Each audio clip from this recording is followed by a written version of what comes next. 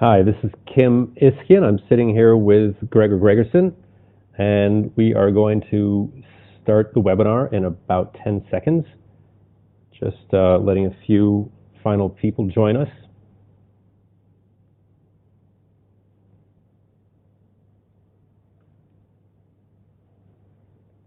All right, so this evening what we're going to do, I'm going to start by talking about macro diversification and the Great Financial Repression. And Gregor here, who might jump in with a few questions or comments or any additions along the way. And then after about 25 minutes, I'm going to pass on to him, and he's going to be talking about different dimensions of these same issues, and about silver, about precious metals, and a few other issues as well. Glad to be here. So I'm going to start off talking about what I like to call the Great Financial Repression, and about diversification, and something called personal equity, and where and how to invest and diversify today. First, though, I'm going to say two words about Stansberry Churchouse research. We are a financial publishing company focused on Asia, and Churchouse is the other side of the company.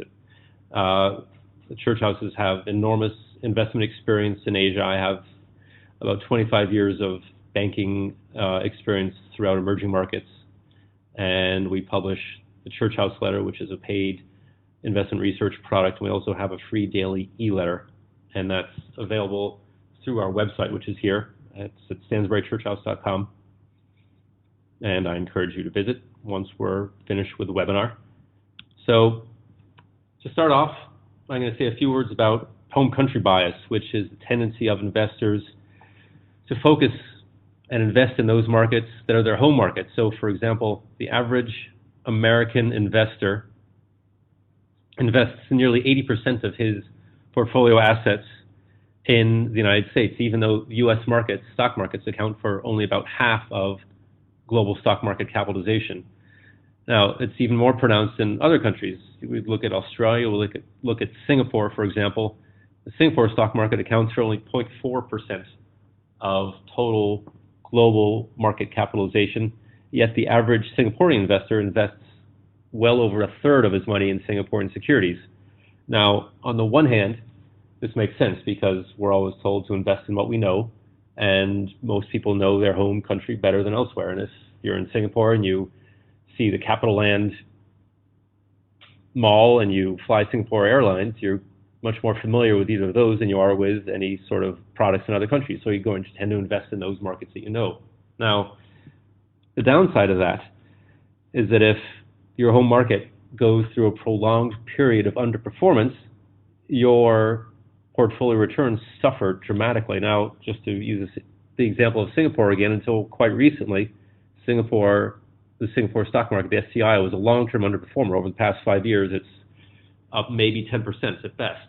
Now, if an investor had better diversified, so he was less subject to home country bias, he would have performed a whole lot better, and his returns would have been a whole lot better. Now, good returns are increasingly difficult to achieve. Every day, investors all over the world face lower returns. That in fixed income, investors have an extremely difficult time. For years, we've had zero or even negative interest rates in a lot of markets. Geopolitics are becoming increasingly difficult to understand and increasingly difficult to navigate, and that's also a pressure on returns. Banking systems, ever since the global financial crisis, questions about the strength of the global banking sector have just run rife. And the question of a fiat currency and what exactly, as central banks have printed so much money, what exactly is paper money and what really is it worth? So put these things together, and it's something that has been evolving for a while. I think will become an increasingly important trend in markets across the world that I call the global financial repression. What that means is that your money is really worth less, which I'll get to in a moment. You have fewer options for your money. It's more difficult for you to do what you want to do with your money, wherever you are in the world, and you have less control over your own affairs. Now, for starters, your money is actually worth less than you think. A lot of people look at prices and they say, gosh, prices go up. And then they look at the inflation rate, and the inflation rate is 1, maybe 2%. And something just doesn't jive there. Something just doesn't fit. Now, this graph compares the CPI, which is the consumer price inflation index in the United States. That's inflation, to something that this particular research firm calls the everyday price index, and that's the blue line. And that is a much more accurate basket of goods. It's a basket of goods that normal people buy every day. This thing with the CPI, and this is similar to how other countries and other governments calculate inflation. It's not a realistic basket of goods that people and normal people use every day. It excludes certain things. It doesn't exclude it doesn't reflect the weight of certain goods. So consequently, what this shows over the long term, the EPI, that is the actual price inflation that everyday people face, is far greater than what the headline inflation, the CPI, would seem to suggest. So oftentimes when we say, gosh, it seems like things are so much more expensive, that's actually true. And that the inflation figures don't reflect that, that's also true. Now, the consequence of that, of course, is that your money buys less and less because your money is being eaten away by inflation. Now, another element of the great financial repression is rising inequality. We see this certainly in markets across the world, how the wealthiest, whether it's 5% or 1% or 0.01%, is growing wealthier and wealthier at the expense of virtually the vast majority of the rest of the population. We see this, as I said, all over the world. Meanwhile, our cash works less and less for us. Interest rates ever since 2009 around the world have been zero, very close to zero. In some countries, negative interest rates have become the norm. And what this means is that an entire sort of approach to life that used to be predicated upon being able to live off of income generated from your cash, from your investments, is no longer relevant. That's not really possible. So certainly for an entire generation of people, it's no longer really an option to invest in bonds and just let the interest subsidize or rather pay for your lifestyle. So it becomes much more difficult to be able to generate cash. Now, meanwhile, we see the death of cash, how cash is just being phased out. We've certainly seen this in India. There's been talk of, certainly in the United States, in Europe, of phasing out high denomination bills. What this does, this forces people to do a few different things. For one thing, it forces cash into banking systems. It also gives people less options about what they want to do with their money. They're forced to bring it into the system. And it becomes much more difficult to do really what you want to do. And there are only a few other options of what you can do with your cash. And actually, Gregor is going to talk about one of them. So we put the great financial repression together, and we become like the frog that is placed in a pot of water, and the heat is turned up on the pot of water, and before the frog realizes it, he's being boiled to death. Now, in a lot of ways, just the different trends, a few of which I outlined here, that we see in the global financial system are gravitating towards just normal people, normal investors becoming that frog and not realizing that their options are becoming more and more limited, and the control that they have over their financial lives is diminishing. So what do? We could be crazy, angry internet guy, or we could do something productive. We could jump. We could say, all right, I'm going to do something to protect myself, to protect my family. Now, the first step to really protect yourself is to diversify. Now, diversification is one of the most basic concepts in personal finance. It's also, in my mind, one of the least understood and one of the most abused. So I'm not talking about diversification in a normal way. I'm not talking about buying a little bit of stocks, a little bit of bonds, as I'll tell you in a moment. Now, what does diversification really mean? This is the actual definition of it. What that definition really says is this. You have your basket of eggs, and you put your eggs in different baskets. That's essentially diversification. So that if one of those baskets falls and some of the eggs break, your other eggs are okay. Now, that sounds perfectly good in theory. And this is, to most people, this is what a diversified portfolio looks like. You have some real estate, you have some stocks, you have some bonds, maybe you have some other, whether it's art or gold or something else. This, to many people, is a diversified portfolio. What I'm going to suggest in a moment is that that is not. However, diversification is good for a few things. It's good for reducing the volatility, that is how much the value of your investments kind of bounces up and down. And it's also good for focusing on very specific risks associated with certain investments, whether it's, for example, a stock, and whether a stock falls if its earnings are weak. If you have less money in a particular stock, if you are diversified, then you're less exposed to that. But there are two very important ways where diversification just fails. One is something called systematic risk.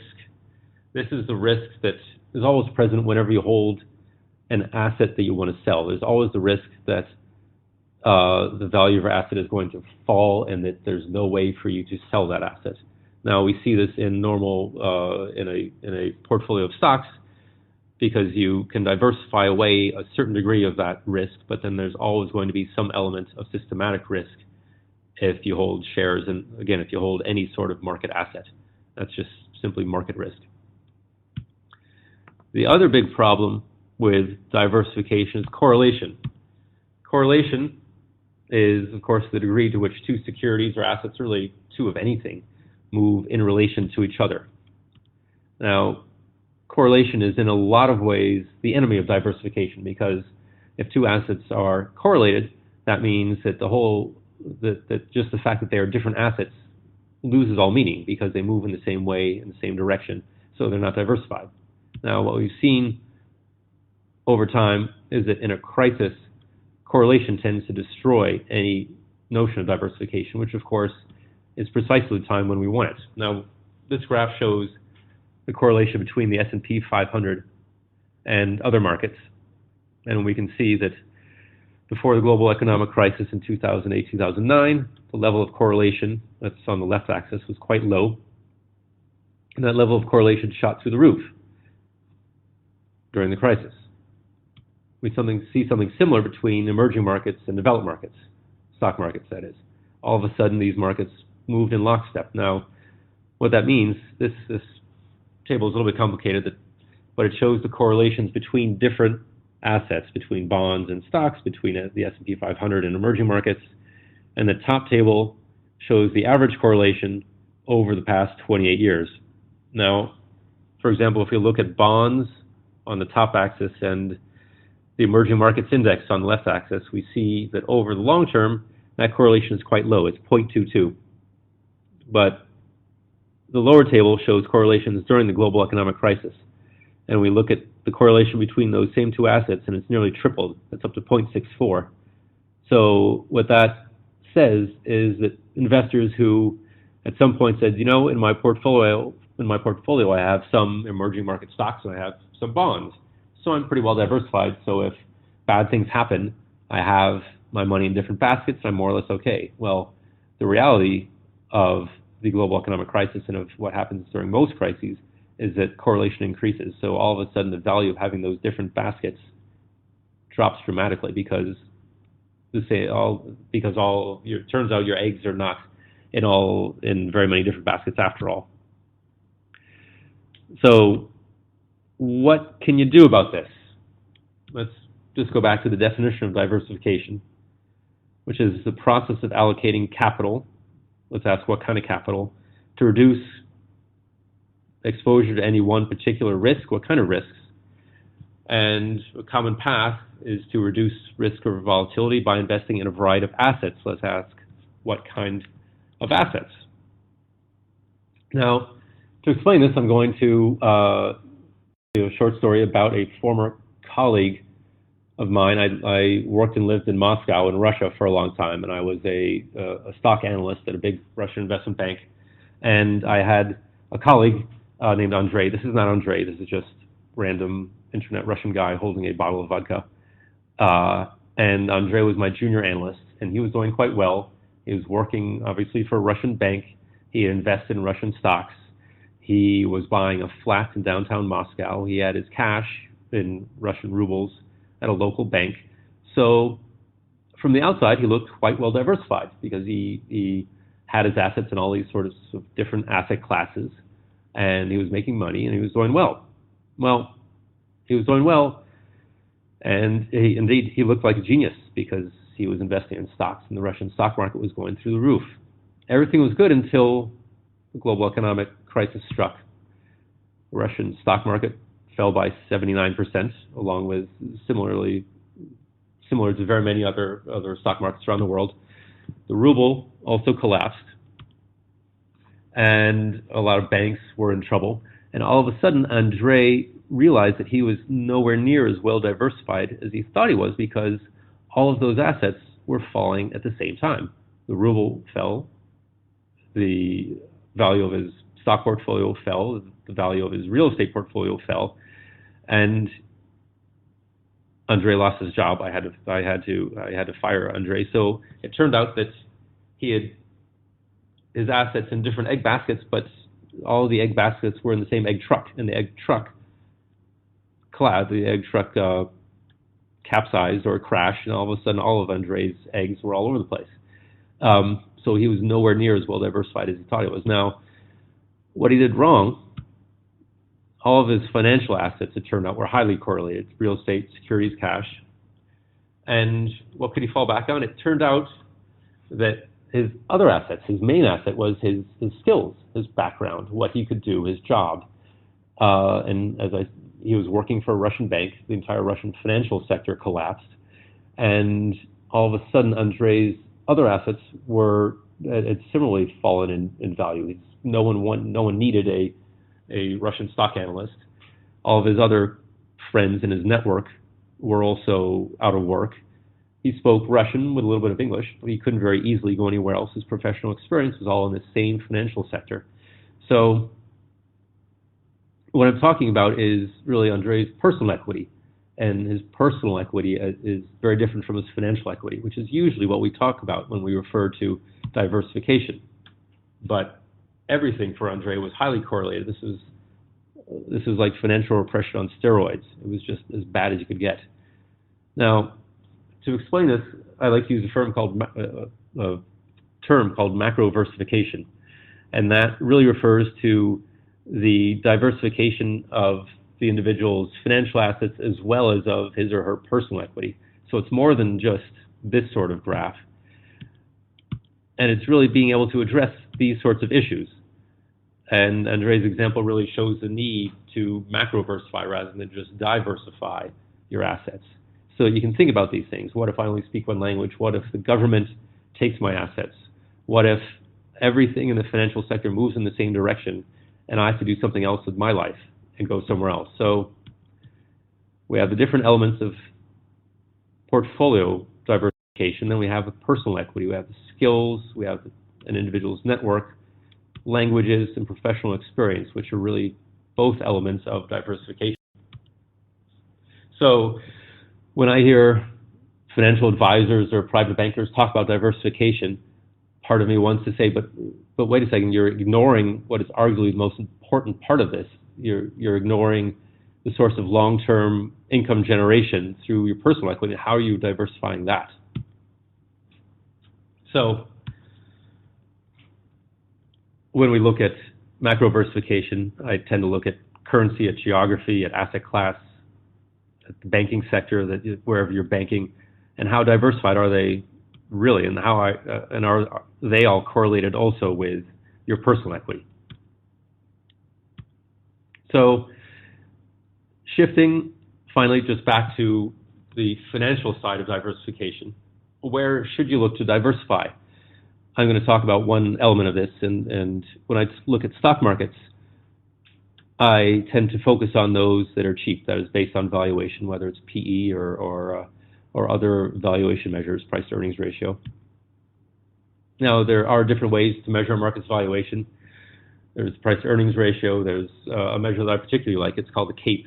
It's a cyclically adjusted PE ratio, which really looks at the PE over a period of 10 years, and it tends to smooth out volatility that's caused by the business cycle or by the commodity cycle. It's really a more complete valuation measure than the normal PE ratio. Now,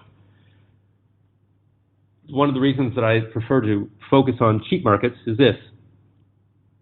What we did, we looked at the 2016 stock market returns of the world stock markets based on their early 2015 CAPE ratios. So we divided global stock markets into cheap, just the whole spectrum of cheap to expensive. And then at the end of 2016, we looked at the performance. And what happened was that the 10 cheapest stock markets returned on average 19%. The 10 most expensive stock markets fell on average. And that compares to the index, the MSCI World Index, rose by 8%. So in other words, an investor, by focusing only on those cheapest stock markets, would have dramatically outperformed the world index.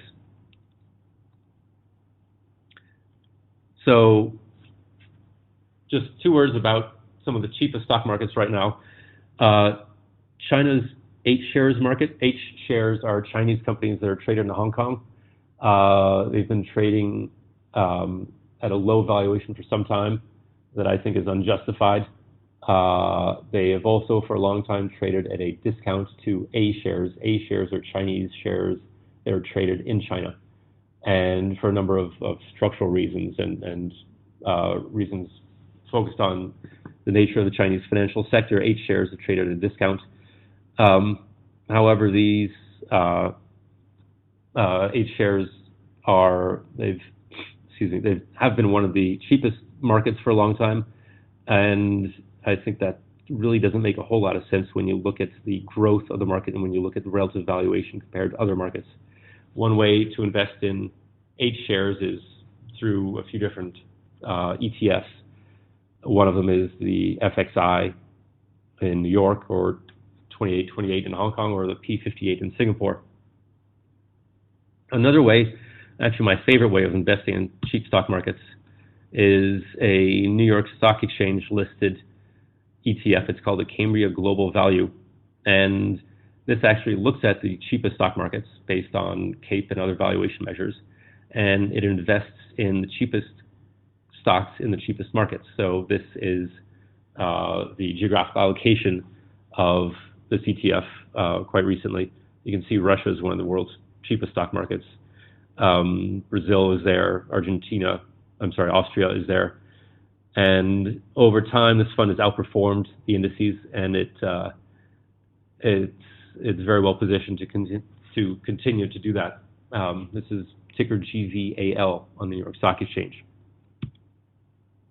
So, to summarize, before I turn things over to Gregor, I talked about the Great Financial Repression and home country bias, and is this something? I think home country bias is something that every investor really should assess his portfolio and look at whether, in fact, he does it. I talked about diversification and macroversification and the notion of personal equity, and some steps to take today to improve your level of diversification, and 2 ideas. And next, I'm passing on to Gregor. If you just hold on one moment, I am going to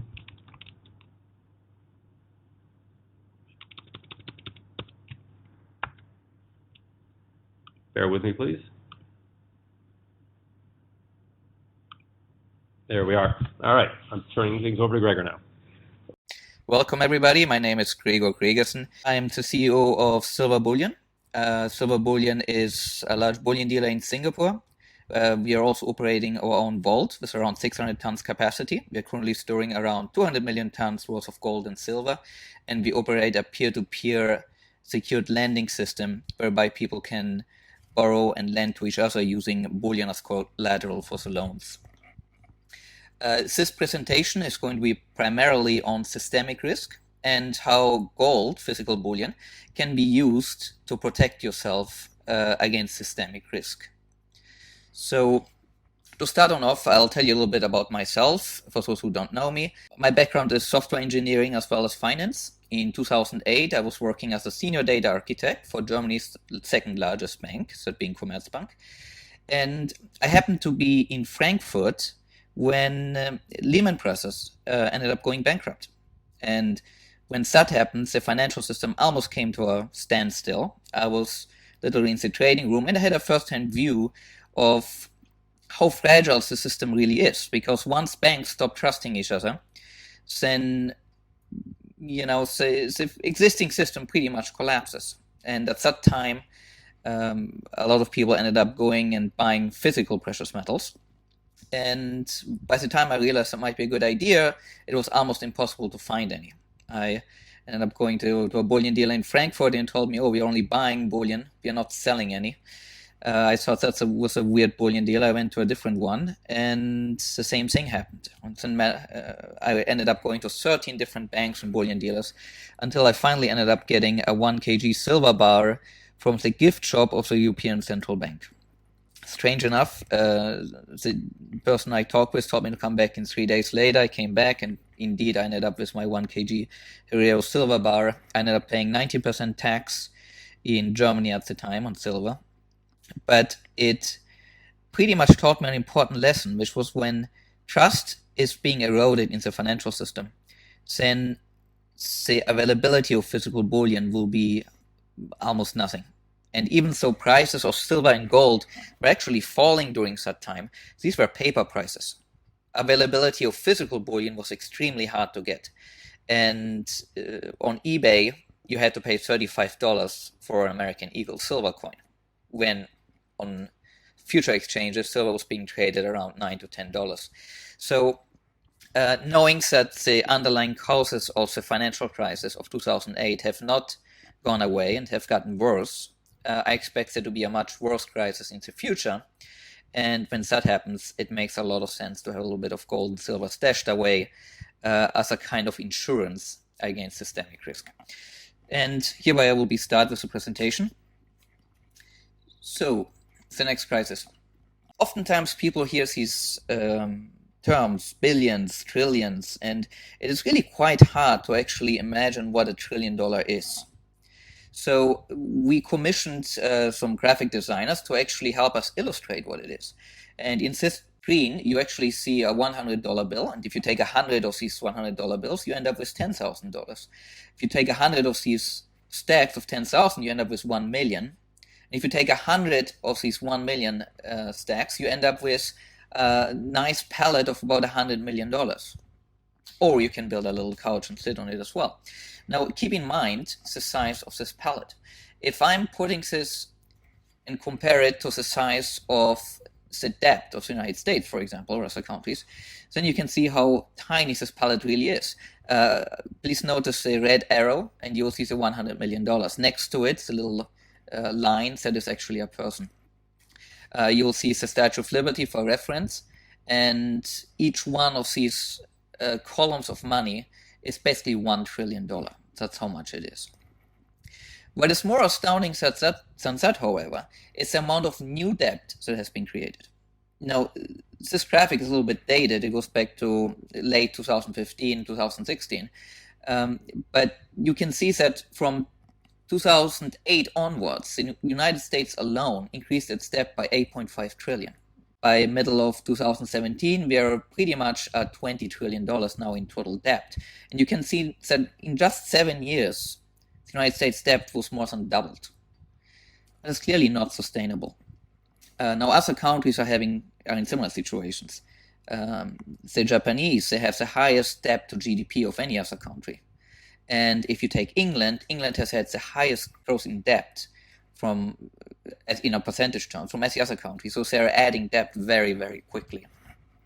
What is worse, however, is that there are unfunded liabilities, which are many times bigger than the official debt. Now, unfunded liabilities are basically promises that a government did to their citizens. In the case of the United States, Medicare and Social Security tend to be two of the largest unfunded liabilities.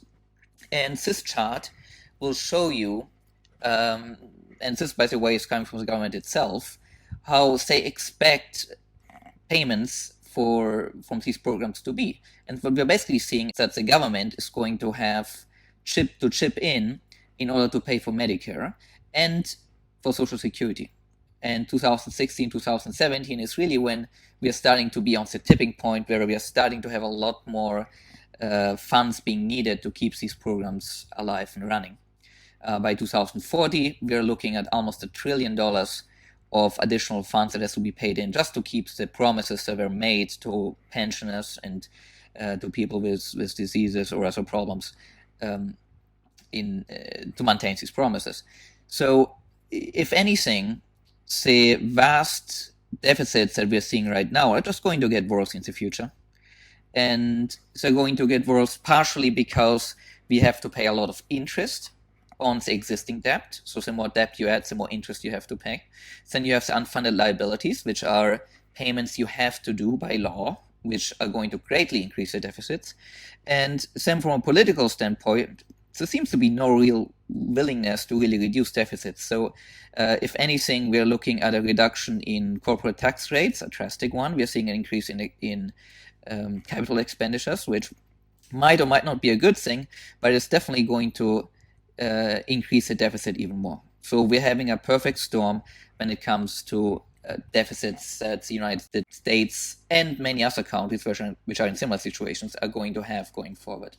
Now, having said all of this, debts are something which are not going to be sustainable. But when we're talking about the banking system, banks are in a similar situation in the sense that they have a lot of bad debts and from mortgage loans, but I'll get to that later.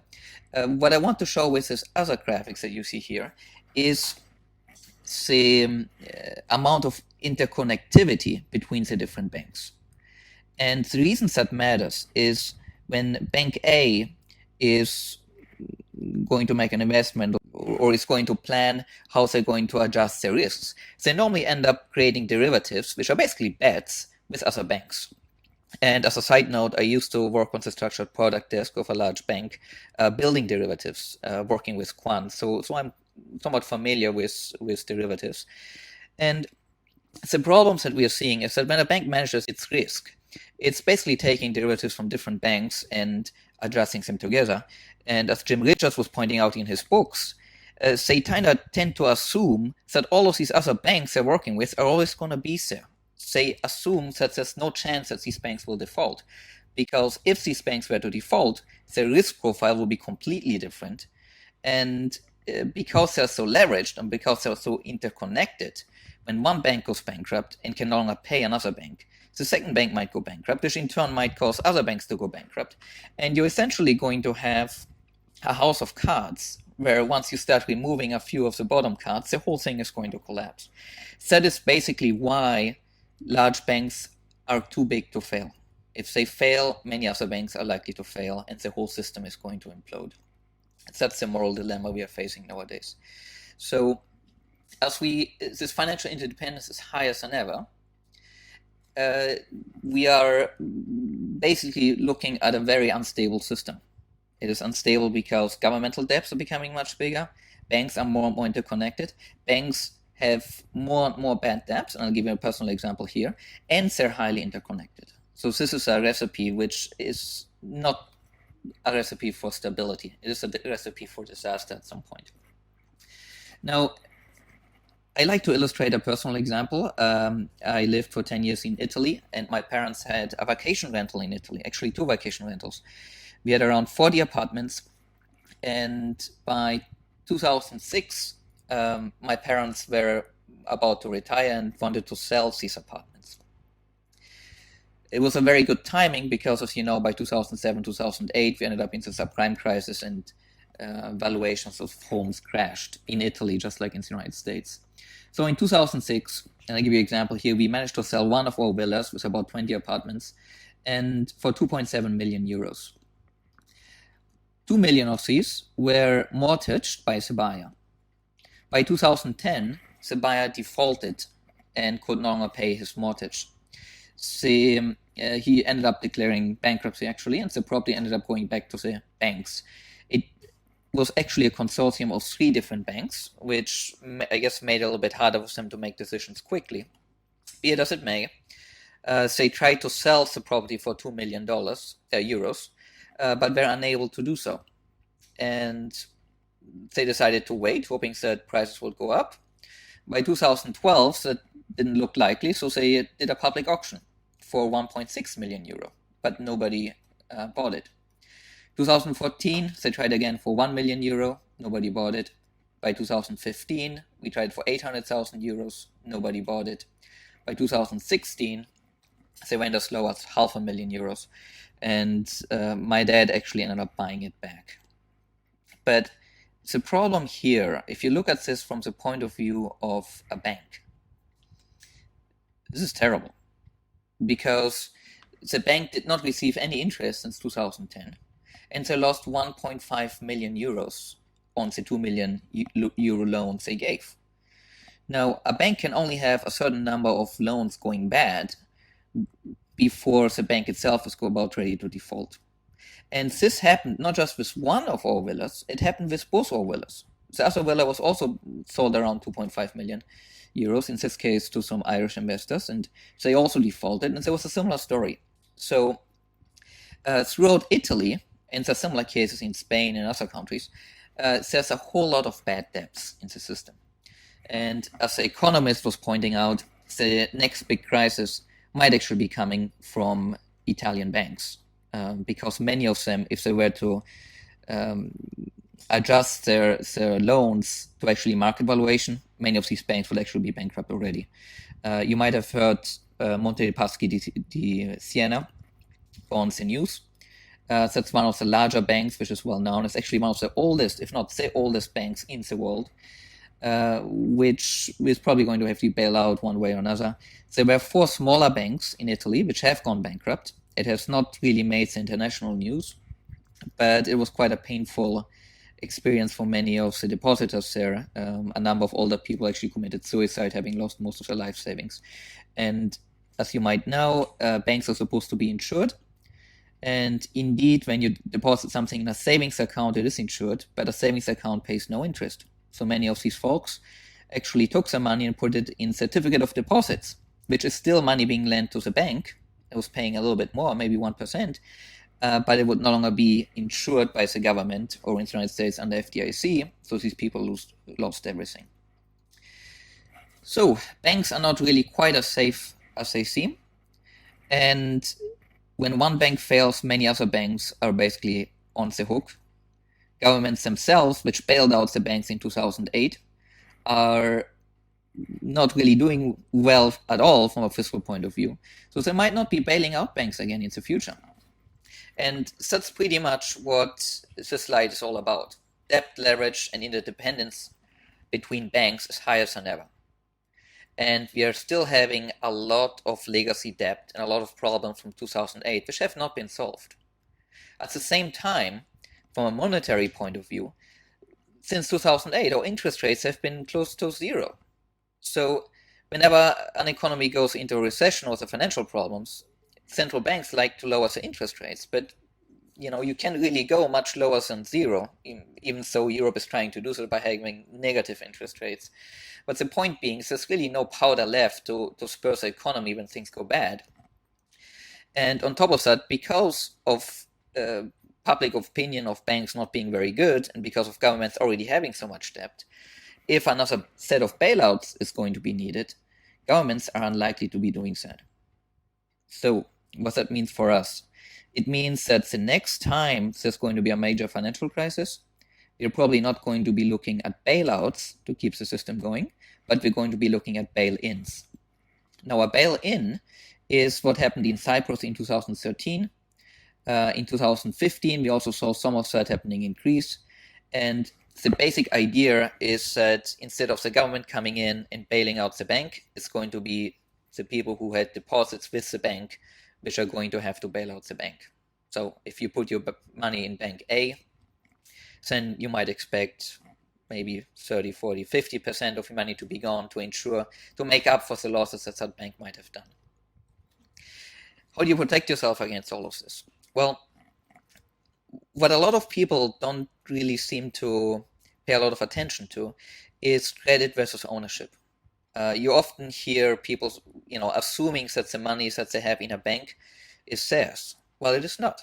As soon as you put money into a bank, that bank ceases to be yours. It is going on the balance sheet of the bank. The bank can do anything it wants with that cash, and it is now owing you those funds. So you have become a creditor. You are a creditor for just about any financial instrument that is out there. It can be a bank deposit, it can be money funds, mutual funds, bonds, ETFs, indexes, futures, all of these things have you as a creditor and somebody else, a counterparty, who has to perform and be able to do what they say they're going to be doing in order for your assets to have value. So if you put your money into banks, they tell you we're going to pay you 0.5% and your money is going to be safe, then you better hope that bank is not going to go belly up, because otherwise you might not be getting anything. That's you being a creditor. Now, it is possible for you to be an actual owner of a property. To be an owner, it has to be something that is tangible. It has to be defined very specifically. For example, physical bullion. If you buy some gold or you buy some silver and you put it under your bed, that is your property. Nobody else is going to take it from you, and it's going to be stolen, but that's a different matter. Real estate is the same thing. If you buy a home and it's in your title, it's in your name, then you really don't have to worry so much about the bank who gave you a mortgage, because they already gave you some money. Of course, there are other problems with real estate when you have a financial crisis, because if banks don't lend you money, real estate is very much a function of financing. So your value in your home will go down, most likely.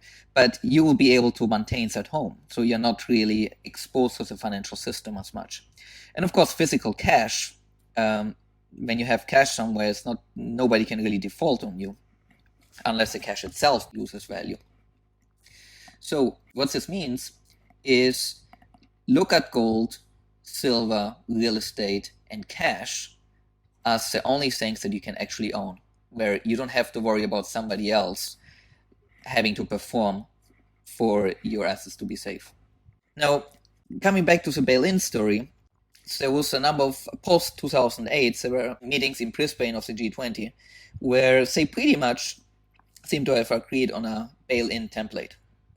It is very clear to people in the industry that at some point we're going to have another crisis, and if the shit hits the proverbial fan, then there's going to have to be a system to keep the system from collapsing, and that means bail-in. And the Financial Stability Board in particular made a pretty clear statement saying that bank losses should be absorbed by unsecured and uninsured creditors. Essentially, that means customers of financial institutions or creditors. There's an example of 2013 with Cyprus, as mentioned before. Anybody who had more than 100,000 euros in their account lost 48% of that. Now, there was a lot of Russian money in Cyprus at the time, but just about anybody who had more money than 100,000 lost 48%. And that was a bit of a test for things to come. Now, interestingly enough, Cyprus actually decided that if you lost more than 3 million euros, then you're actually going to get a free citizenship.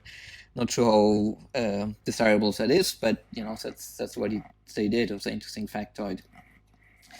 And that goes me back to gold and silver, because in a crisis, just like in 2008, you might see the value of gold and silver fall at first, but at some point when the crisis gets worse, the demand for physical bullion will surge, and you're going to have a repricing, which will take into account the limited amount of gold and silver that there is. So people who own physical are probably going to make quite a killing.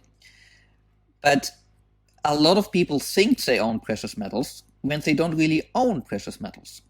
And what I'm trying to illustrate here, roughly, is how can you own precious metals? Well, you can own precious metals if you buy them and you put it in your own, under your bed, in your own safe, and so on. You have it with you. Then you can touch it, you can feel it. It's yours. It's the same story for a safe deposit box. A safe deposit box is defined as a box to which only you have access to. So you can put your bullion in there, and nobody can take it out, unless we get into a nationalization or similar sort of issues. But it's pretty much owned by yourself, and you have the only one having access to it. You're not a creditor. The other way to store is what we call segregated ownership. That is the way we store at Silver Bullion.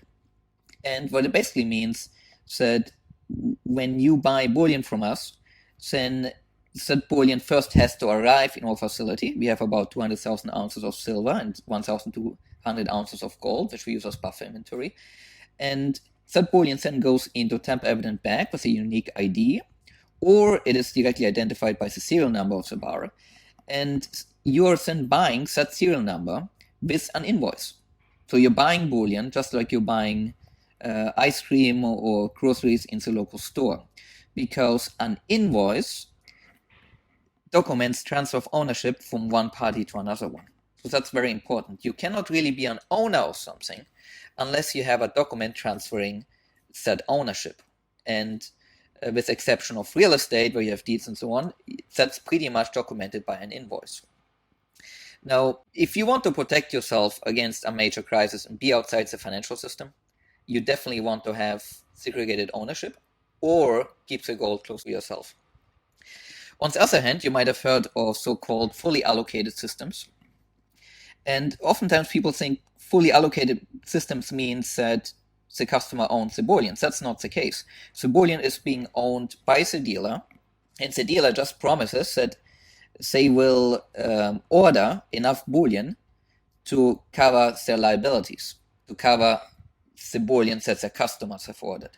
Now, when you run a fully allocated system, that does not mean all of that bullion has to be sitting there for the customer. And oftentimes in these systems, the dealers actually can use that bullion as inventory, or they use it to lend the money out to earn some additional income.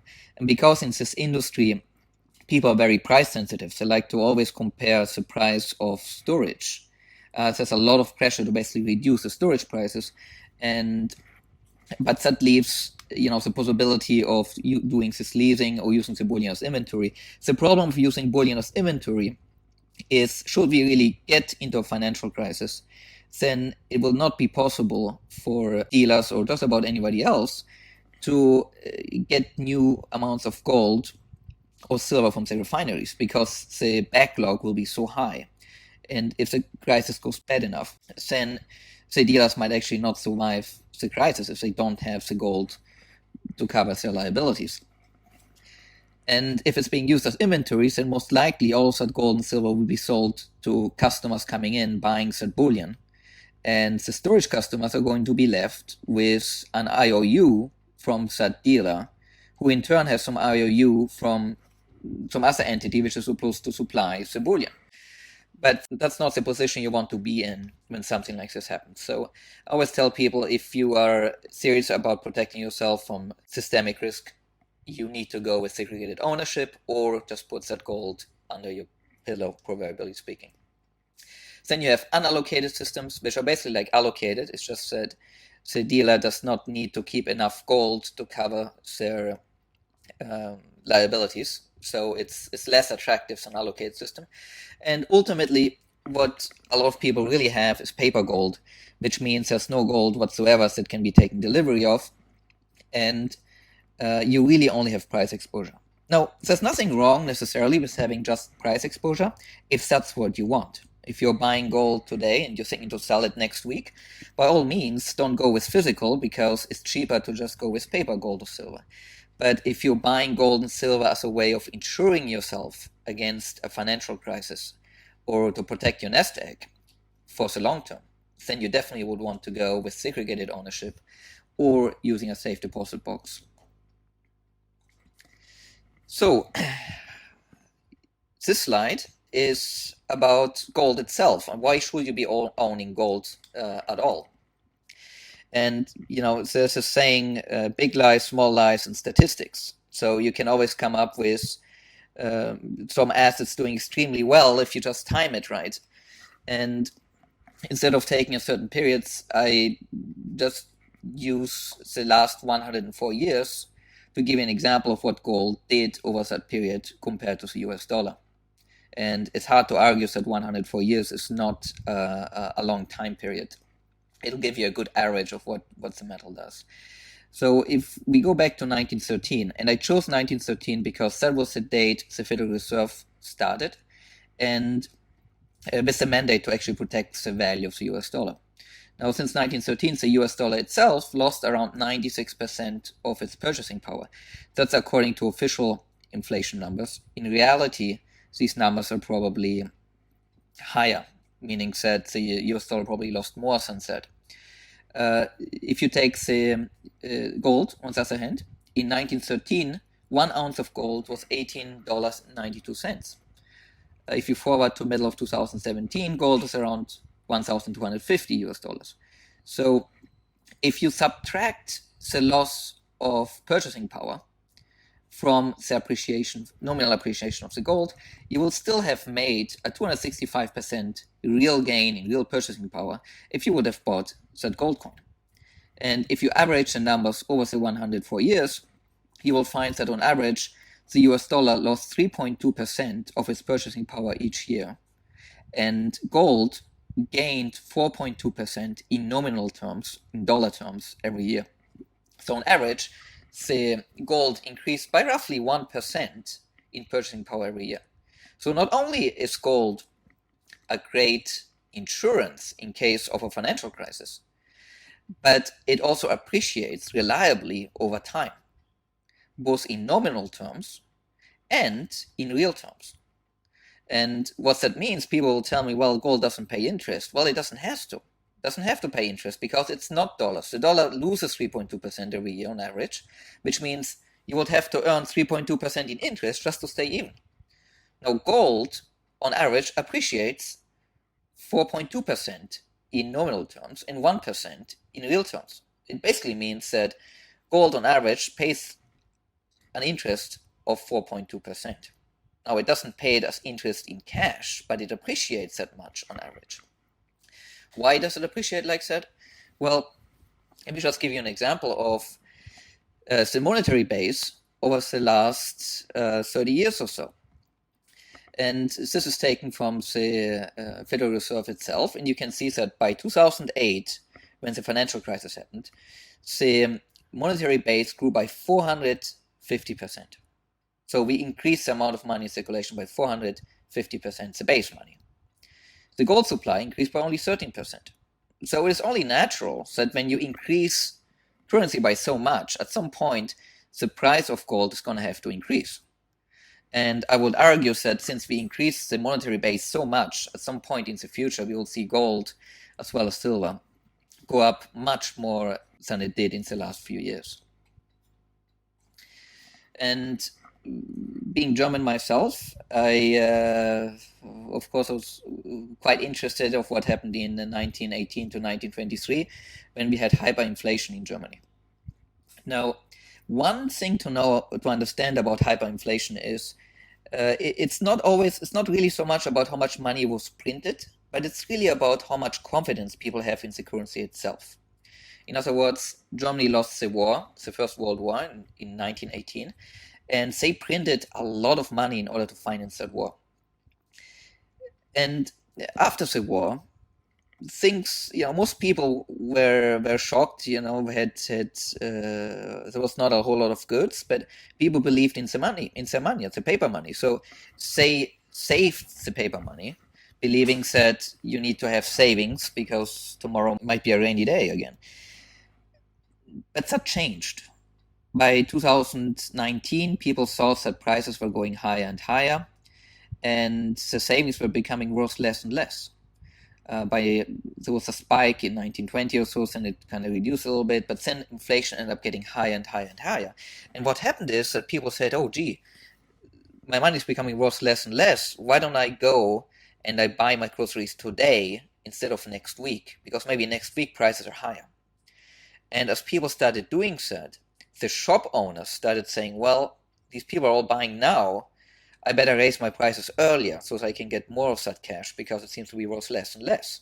And as that took hold, it basically ended up becoming an absurd sort of cycle, whereby by 1923, it took 1 trillion marks, paper marks, to buy a beer. Whereas before you could have done that with one paper mark. And that just illustrates how basically your currency became worthless. There were people who paid their whole life into life insurances, and the life insurance in which they paid for 30, 40 years wasn't even enough to buy a coffee. So obviously it destroyed lives everywhere. And it was one of the reasons which allowed Adolf Hitler to later go into power and start World War II, because when people lose their life savings, they feel wronged, obviously, and are angry. And so in that environment, Hitler came to power. But the key I'm wanting to say with this slide is that a financial system, everything might be fine, and just because things are okay doesn't mean that the system is out of balance. The system is that we have right now is greatly out of balance, as you can see by the amount of fiscal debt that governments have, the amount of debt in the financial system, the amount of interdependence that we have, and so on and so on. And just because everything is as normal doesn't mean that these problems go away. Now, a stable system is a system where whenever something rocks the boat, it can self-adjust. And that's a little bit what the governments tried to do in 2008 with the bailouts. But imagine you sitting, if enough people stop believing in it, then basically it can create it become unstable very, very quickly. The best way of explaining this is imagine people watching a movie in a cinema. So if one person of the audience suddenly stands up and starts running towards the exit, people are not really too concerned. They might think, well, that's a weirdo, he might be running to the toilet. But if 5 people suddenly stand up and run to the exit, people are getting kind of nervous. And if 8 or 9 people start running towards the exit, it's very likely that there's going to be a 10th or 11th person who's starting to run to the exit, not knowing why. But there's so many other people running, it might be safer to go and run with them. It's sort of a herding instinct, which is genetically built into us. Because who knows, maybe there's going to be a bomb in there and these people have seen it, so better get out. And when the 10th and 11th and 12th person is going to run out, then just about everybody else is going to run out, because everybody sitting in that theater is going to have a different threshold when they're going to leave. And I guarantee that if everybody else runs out of the theater, then, you're not going to be standing there by yourself. Most likely you'll be going out too. And what that means, essentially, is that there's a tipping point when a stable system becomes unstable. And when are we going to have that tipping point? Well, who knows? But the example I gave, for example, of the Italian banks and the Italian financial systems, that could be one tipping point. If that is not handled well, it can infect the whole financial system worldwide. And Italy is a pretty big country, so the amount of bad debts in the system are huge. But there can be a myriad of other tipping points. If there's trade wars, that could be one issue. China might be one issue. There's so many things that can happen in the system which could tip the system. And that's what you need to be aware of and protect yourself from. And that gets me to systemic risk in practice.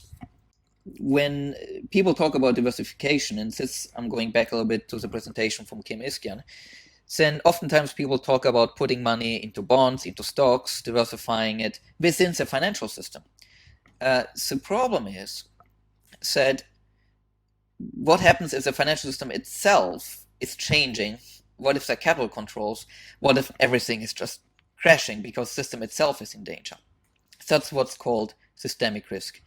And if you have seen the movie The Big Short, I would really recommend you to see it. There's Brad Pitt and many famous actors in it, and it really is a realistic view of what happened in the 2008 crisis. And in this movie, some of the traders actually saw the subprime crisis happening, and they understood that the whole system is going to collapse. So they said, well, I'm going to short these bonds. And shorting basically means that they're going to make money if it goes down, and make a ton of money if it collapses. And indeed, they bet millions and millions and millions of dollars. And when 2008 came around, Lehman Brothers went bankrupt and so on. They were right, and on paper they made a ton of money. But the problem is, if they actually made that bet with the wrong bank, they wouldn't be getting anything. Because if they would have used Lehman Brothers to make these short positions, they would have been right and maybe earned $100 million in theory. But because Lehman Brothers would have gone bankrupt, you actually don't get anything. So it doesn't necessarily pay to be smart in a system which in itself is collapsing. And that's what systemic risk is. And I love this image because you see a truck here full of eggs.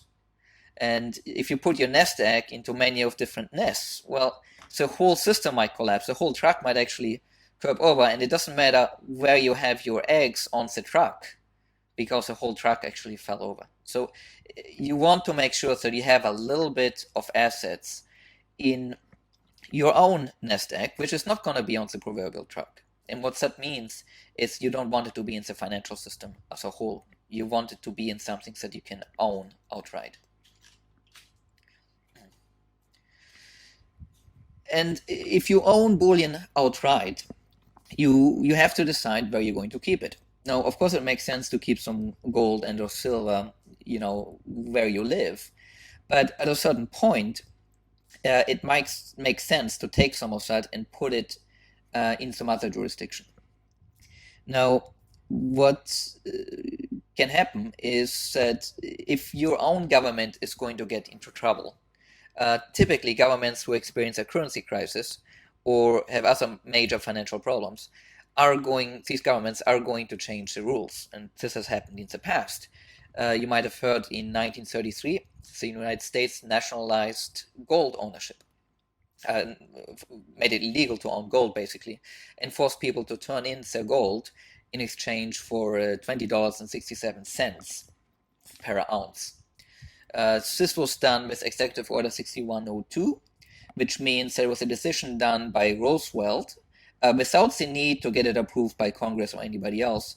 It came as a complete surprise, and people only had about 1 or 2 weeks to turn in that gold. If they didn't do that, they will be facing prison terms of up to 10 years and penalties of up to $10,000, which in 1933 was actually a lot of money. It's probably at least $250,000 in today's money. So this was very serious stuff.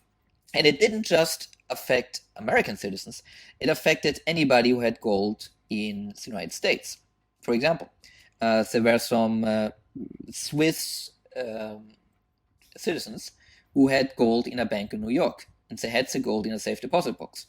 When these gentlemen wanted to access the box, there was a bank employee which went with them to the box, and he had to check whether there was gold inside. And lo and behold, there was nearly 20,000 gold coins, small gold coins in this box. And sure enough, it was nationalized. And the Swiss citizens were actually charged a penalty of, I believe, up to twice the amount of the bullion that was found in there. Now, you have to understand, this was 1933. It was not so easy to move back and forth. And here you're a Swiss national. You got your money in a safe deposit box in the US. And suddenly you go get your gold, and you're being treated as a criminal, and the government takes all of your gold. Well, that's what happened. Why did it happen? Well, it happened because Roosevelt wanted to get the United States out of the Great Depression. And one way of doing it was to print more money. So the problem was that when your money is redeemable in gold and you start printing a lot more money, then people are going to start converting their cash, their US dollars, into gold. And that prevents the government from printing money. So the solution was to just say, well, it's going to be illegal for US citizens to, other citizens, anybody in the US really, to own gold. And by doing it, you're going to have to use money which is backed by gold, but it's illegal to own gold. And right after this law was passed, the US dollar was depreciated from $20.67 down to 35 US dollars. So basically your dollars became 60-70% worth less in gold, which means the government could basically print a whole lot more US dollars.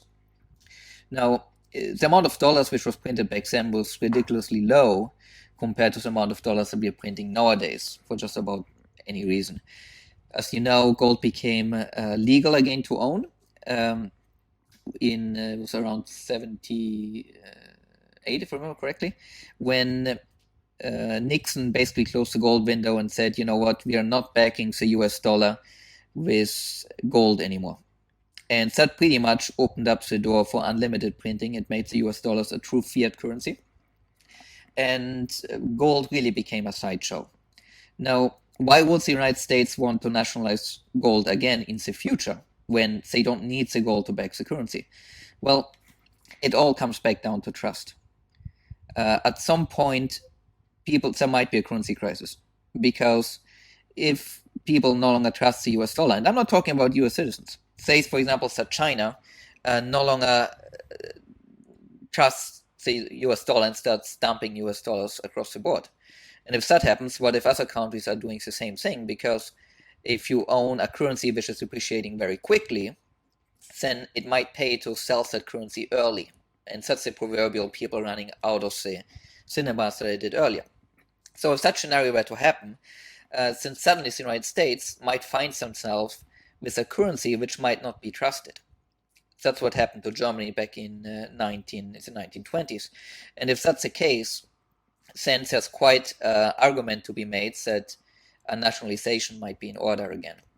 So that's one of the worries that are out there for people who care to think about these things. And one of the reasons why you might consider putting your gold, if you live in the United States, for example, into a foreign jurisdiction. Because by putting it into a foreign jurisdiction and truly having it in a foreign jurisdiction, you can protect yourself from such nationalizations at home. Now, there's been other cases of nationalizations. There was Executive Order 6814, for example, who did a similar thing with silver in the United States.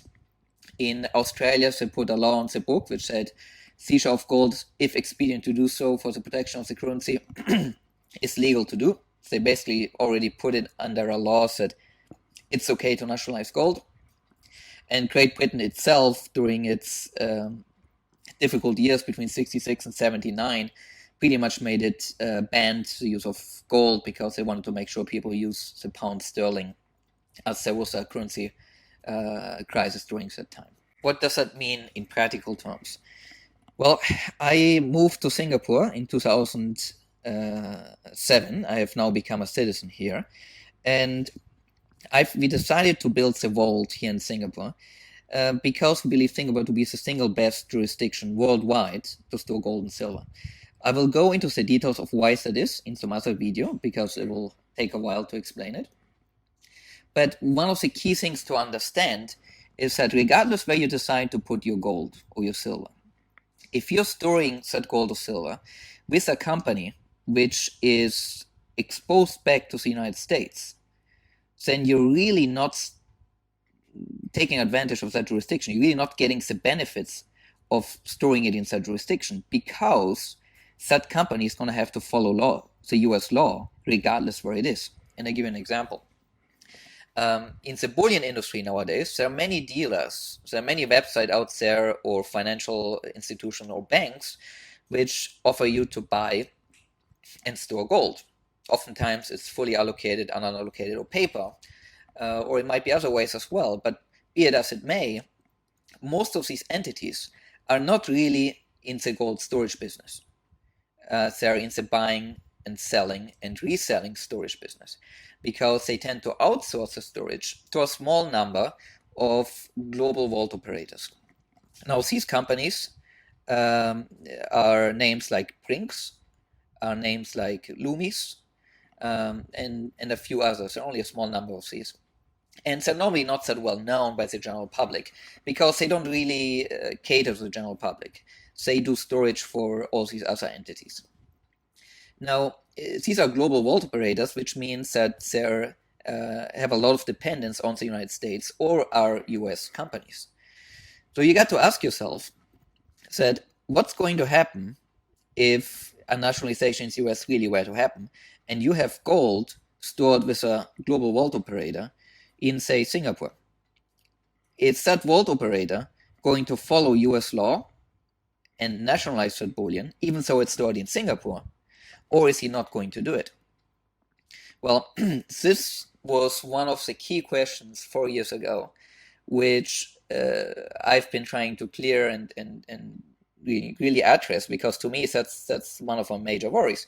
And the answers I got most of the time was, well, it depends on the lawyers. And sometimes I got a very frank and honest answer, which said, look, if the US wants to nationalize, that bullion is going to go back and going to be nationalized. And that was the reason why at Silver Bullion we ended up building our own vaulting facility, because it was the only way to ensure that we only fall under Singapore jurisdiction. So Silver Bullion is a Singaporean company, and the safe house is a Singaporean-based vault fully owned by Silver Bullion. So we don't have any exposure going back to Europe, the US, or any other country. That means that we only have to follow Singaporean law. We don't have to follow any other law. And that's very important. And you see on this slide, it really comes down to the details, because when you are a bullion dealer or even a private individual and you want to store bullion with one of these large international vault operators, you're going to have a contract which is going to have a force majeure clause. And this force majeure clause will have a text like the text shown in this slide in red. And it reads, vault operator shall not be liable under any circumstance whatsoever for confiscation, seizure, appropriation, expropriation, requisition for title of use, or willful destruction of the goods or portions thereof by or under the order of any government and or public authority.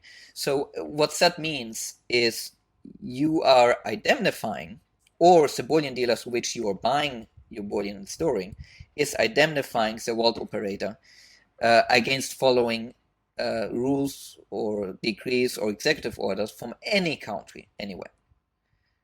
So from a legal perspective, if the US were to nationalize gold, there doesn't seem to be that much that you can do. And it's already taken care of from a legal perspective in the contract which is going to be signed. Of course, it's small print in the contract. A lot of people are not aware of these things or understand these things, but we've put in a lot of research about this, and I like to bring this to the forefront because I think people should be aware that if they are storing bullion in, say, Singapore or Switzerland or any other jurisdiction, and they're doing so with a company which operates globally, that company is going to be under a lot of pressure by the US or other entities to nationalize that gold if the US were to choose to do that. So what that means is when you store your gold and you want to protect it or silver from nationalization, go local rather than go global, because global companies are going to have to follow laws by large countries, Europe, the US, and so on. And that brings me towards the end. If you really do want to store your bullion internationally, where does it get stored nowadays? Well, New York and London are two big locations, but in both cases, of course, these countries are having large debts, and you might want to put it somewhere else. Hong Kong is pretty much under Chinese control. Shanghai, of course, is China, and a lot of people have second thoughts about putting their bullion under Chinese control. And that really only leaves Switzerland and Singapore. Now, Switzerland being the traditional storage location, but it has to be said that it's almost impossible nowadays for US citizens to open an account with a bank or even a storage provider in Switzerland, with only a few exceptions. But the big providers, they will not take US customers because the United States has come down very, very hardly on these companies and has basically made it so that these companies don't want to deal with US citizens. Switzerland, if you look into it, there's some other downside which I don't want to get into here. But overall, Switzerland is going to be a strong location because it has a long history of protection of private property. And of course, there are a lot of walls and other locations in Switzerland. And then there's Singapore, which is where we are. And as mentioned before, I would like to go into what makes Singapore a good storage location on another video. But that's definitely a location which I believe to be the best location for gold storage. So having said all of this, that pretty much concludes what I wanted to share with this video. You can find a lot more information about all of this, including articles which I've been writing, detailing many of the things we learned over the last 8 years being in this business. You can find all of this in silverbullion.com.sg. In particular, if you go to our menu, there's a menu called Resources, and the resource you'll find a lot of articles, and especially the Insights category, where you will find things that are along the lines of the content of this video. So thank you very much for listening, and I wish you all the best. Goodbye.